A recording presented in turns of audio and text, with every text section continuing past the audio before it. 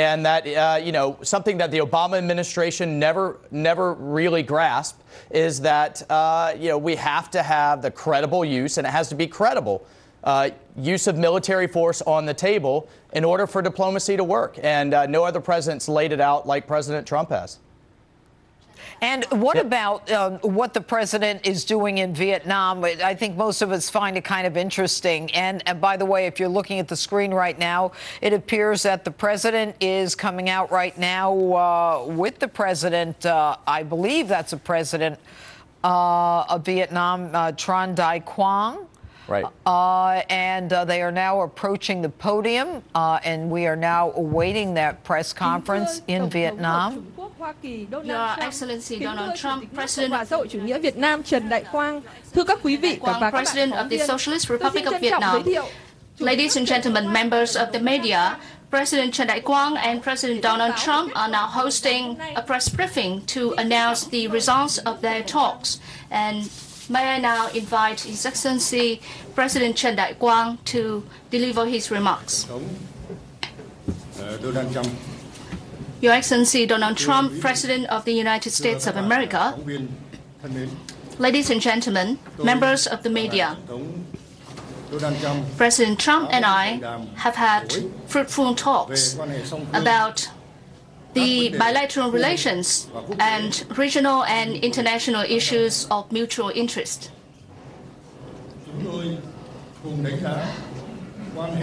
We both share the views that the bilateral relations have scored substantial results over the years, delivering enormous benefits to the people of both countries.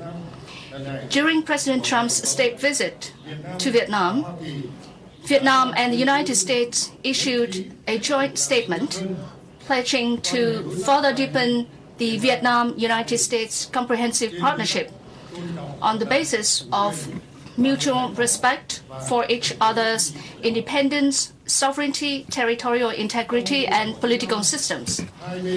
Within the visit's framework, the two sides reached important agreements on economy and trade. Addressing war legacy issues will receive higher priority, and we are committed to collaborate actively on this matter.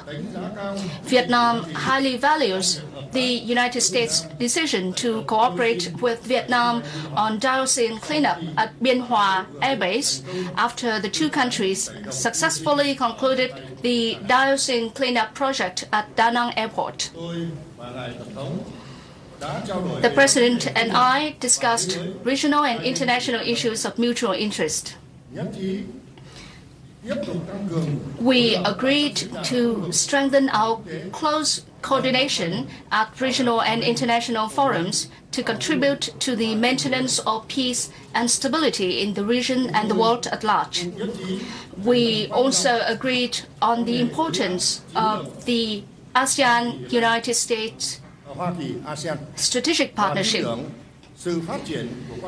We believe that the development of Vietnam-U.S. relations would not only benefit each country, but also contribute to strengthening ASEAN-U.S. relations for peace, stability, cooperation, and development in the Asia-Pacific and the world.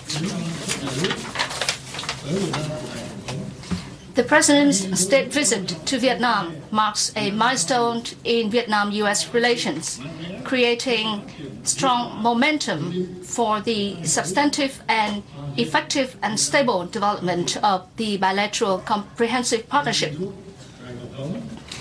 I wish President Trump and members of the U.S. delegation a successful visit, and I hope that you will have good impressions of our country and our people.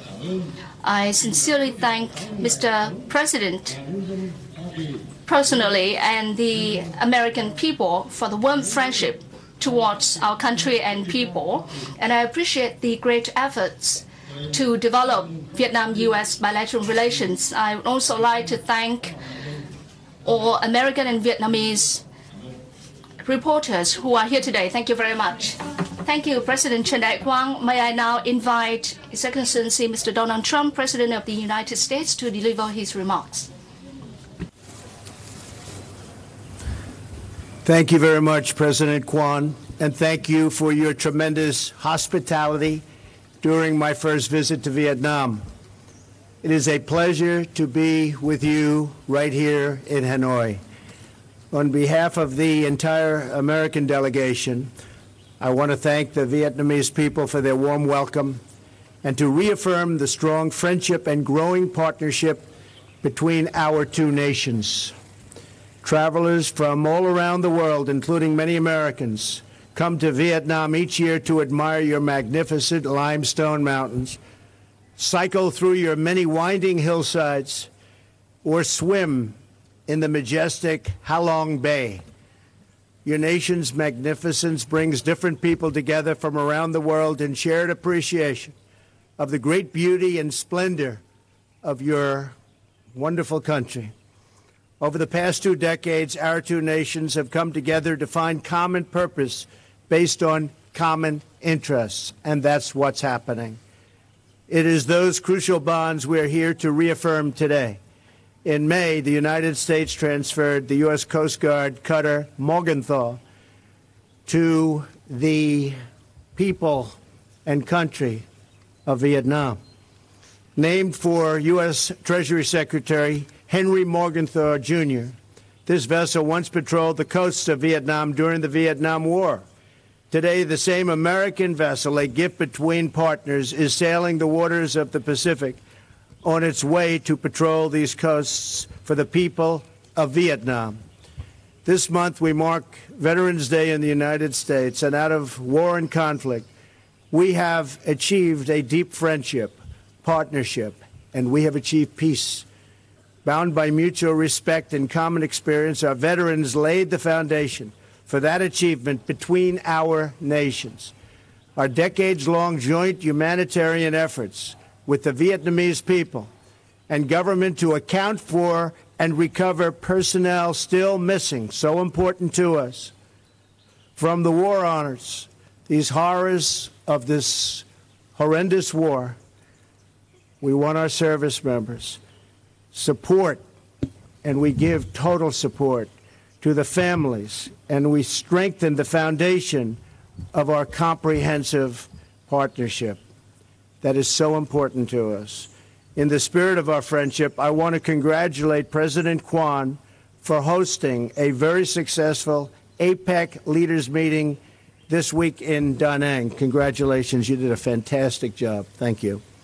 As I stated in my address to the APEC CEO Summit on Friday, the United States is committed to a free and open Indo-Pacific where strong, independent nations respect each other's sovereignty, uphold the rule of law, and advance responsible commerce.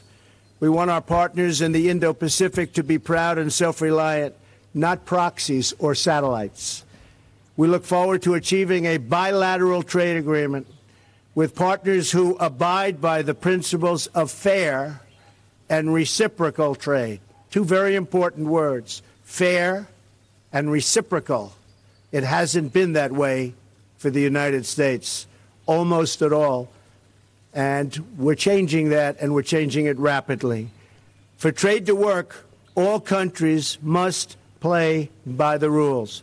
I am encouraged that Vietnam has recently become the fastest growing export market to the United States. Mr. President, I applaud your efforts to implement economic reforms and increase Vietnam's trade and investment in all directions. The United States is enthusiastic about reforms that promote economic prosperity for all Vietnamese citizens as we look to your growing middle class as a key market for American goods and services. We just had a great discussion about American goods and services coming in to Vietnam. Two-way street. I am confident that American energy, agriculture, financial services, aviation, digital commerce, and defense products are able to meet all of your many commercial needs, and in fact, not only meet them, but what we do is better than anybody else. Moving forward, I welcome Vietnam's commitment to eliminating trade barriers for U.S. agricultural products. It's very important. We must ensure that American farmers and all American companies, especially those in digital services and e-commerce can compete on a level playing field. And we look forward to working with you to combat predatory and unfair trade practices in the region. On security issues, we continue to work with our Vietnamese partners and with partners across the region on a range of challenges, including maritime security, counterterrorism, human and drug trafficking, cybercrime, and disease prevention. Later today, I will travel to the Philippines, where I will discuss many of these issues at the U.S.-ASEAN Summit and the East Asia Summit. The ASEAN Summit is going to be something I think very, very special. I look forward to attending. We will also discuss the growing threat from North Korea. As I said in my speech to the Republic of Korea's National Assembly, all responsible nations must act now to ensure that North Korea's rogue regime stops threatening the world with unthinkable loss of life. Safety and security are goals that should unite all civilized nations. We want progress, not provocation. I mean, we have been provoked. The world has been provoked. We don't want that. We want stability, not chaos, and we want peace, not war. Mr. President, thank you for being such a gracious host during my time right here in Vietnam. I toured areas of Vietnam, and it is magnificent what's happening. Over the past 2 decades, our nations have continued to grow closer in advancing our shared interests. The history of our two nations reveals the possibilities for peace and progress in our world. Moving forward as partners, we will achieve great prosperity and success for the American people and for the Vietnamese people. I thank you very much. Thank you. Xin trân trọng cảm ơn Tổng thống Donald Trump. Thank you very much, President Donald Trump. And now the floor is open to your questions.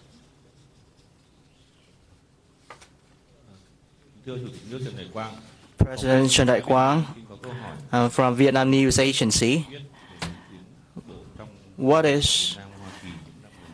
Can you elaborate on the progresses in the Vietnam-U.S. relations over the past years?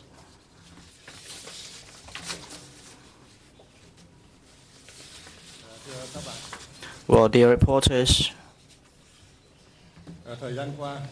over the past years, the Vietnam-U.S. relations have made very strong progress in all areas, from politics, diplomacy, economy, trade, science and technology, health, humanitarian areas, and people-to-people exchange. And in particular, high-level contacts, meetings, and exchange of delegations on the basis of the comprehensive partnership have produced substantive and meaningful results. And among them, the visit to the United States by Prime Minister Nguyễn Xuân Phúc in May this year, and the state visit to Vietnam of Honorable President Donald Trump in the very first year of his term of office are the highlights. Meetings between leaders of Vietnam and the President during his visit are very useful, and the meetings give us the opportunity to understand each other better and to work together on areas of mutual interest. The substantive and effective growth of the comprehensive partnership between the two countries have been and will be delivering benefits to our two peoples and contributing to the maintenance of peace, stability, cooperation, and prosperity in the region and the world. Thank you.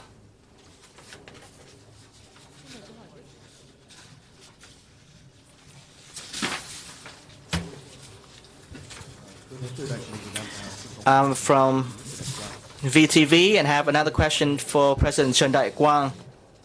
Can you please provide your assessment of the future outlook of the Vietnam-U.S. relationship? Thank you for your question. Well, during the talks that I had with the President, we acknowledge that there is still much room for further expansion of the bilateral relations, and we discussed ways and means to further strengthen the cooperation in a more substantive and effective manner in the time to come. And the two sides also pledged to increase contacts and dialogues, especially the high-level meetings through bilateral visits and meetings at the sidelines of the regional and international forums. Two sides will also promote the momentum for development of the economic trade investment relations on the basis of mutual interest, minimize the trade investment disputes, and will continue to effectively implement the economic and trade agreements that we have signed. We'll also strengthen cooperation in science and technology, environment, climate change, humanitarian issues, human resources development, and expanding people-to-people exchange. For the enhanced comprehensive partnership in the interest of the two peoples and for the benefit of peace, stability, cooperation, and development in the region and the world. Thank you. Well, thank you. Thank you very much, John Roberts of Fox.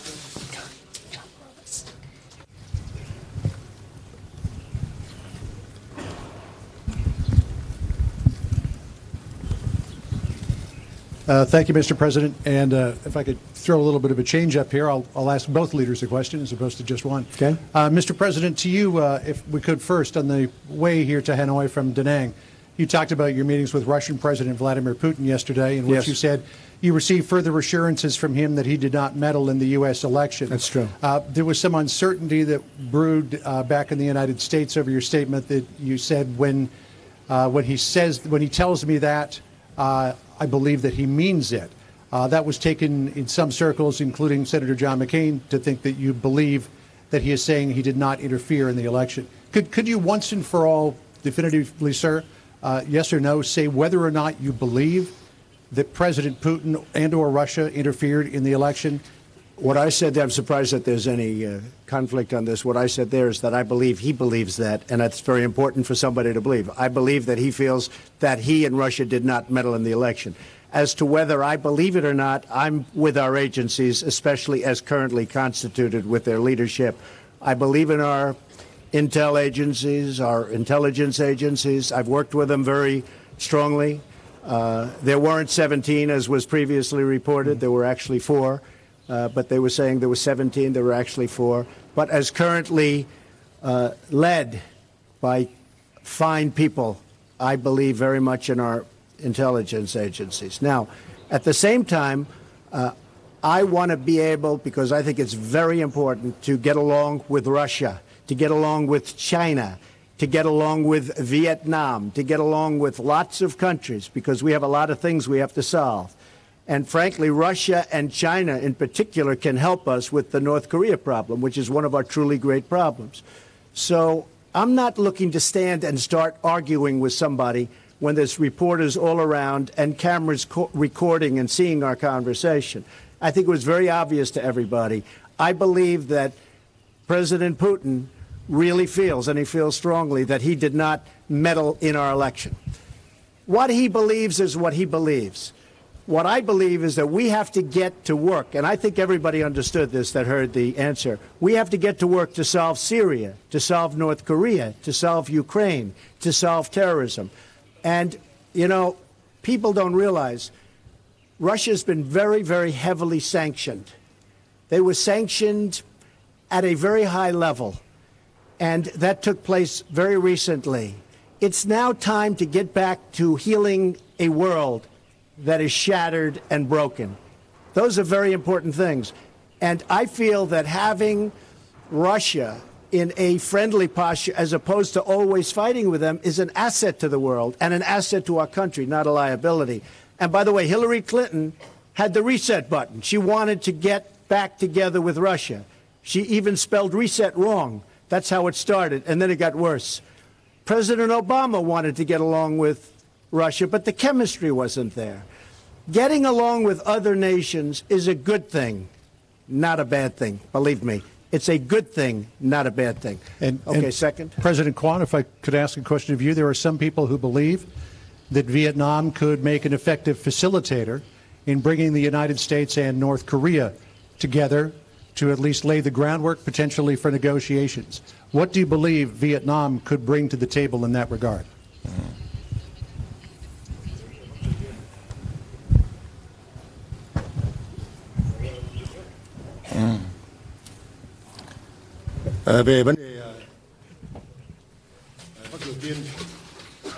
On North Korea issue, Vietnam is committed to seriously observing all the relevant resolution of the UNSC, and we support the denuclearization of the Korean Peninsula, and we'll do our utmost and do whatever we can to contribute to the denuclearization of the Korean Peninsula. Thank you.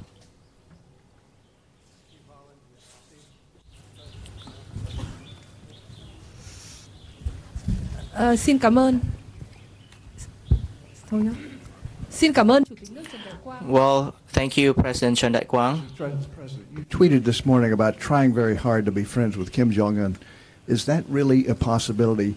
What would it take for that to happen at this point? And for President Quang, could you comment on the President's offer to mediate the South China Sea dispute? Thank you. Steve, I think anything's a possibility. Strange things happen in life. That might be a strange thing to happen, but it's certainly a possibility. If that did happen, it would be a good thing for, I can tell you, for North Korea, but it would also be good for lots of other places, and it would be good for the world. So certainly it is something that could happen. I don't know that it will, but it would be very, very nice if it did.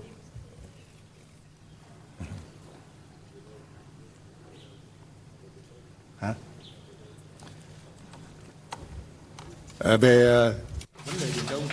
With regard to the South China Sea issue, I have shared my thoughts with President Donald Trump on the recent developments in this area, and it is our policy to settle disputes in the South China Sea through peaceful negotiations and with respect for diplomatic and legal process in accordance with international law, including the 1982 UN Convention on the Law of the Sea. Thank you very much.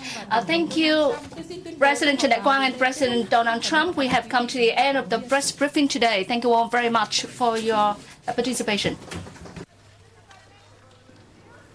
That's President Trump wrapping up his joint press conference with the President of Vietnam. We're back with reaction. Retired Brigadier General Tony Tata and retired Beret Lieutenant Colonel Green Beret Michael Waltz. All right, guys, you know what I found was most interesting?